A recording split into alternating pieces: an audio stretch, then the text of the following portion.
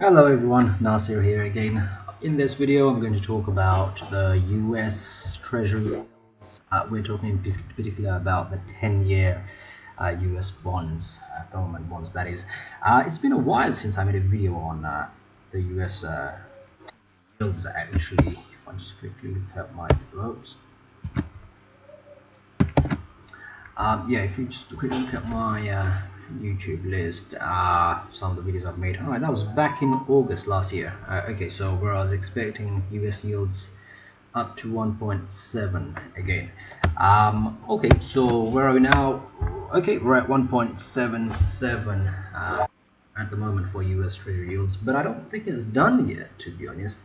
I think there's a bit more to go. I think we could potentially go and test a 2% level before any substantial move down.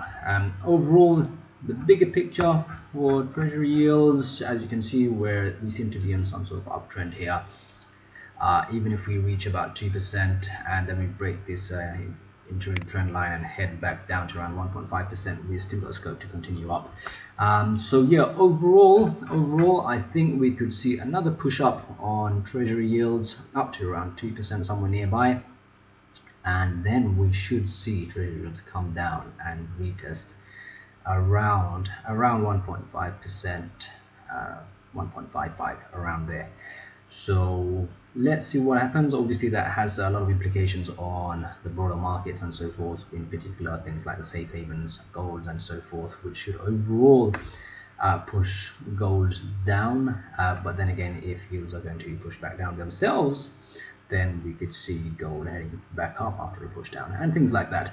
Of course, that's going to have huge implications on cross-currency pairs with the USD and so forth.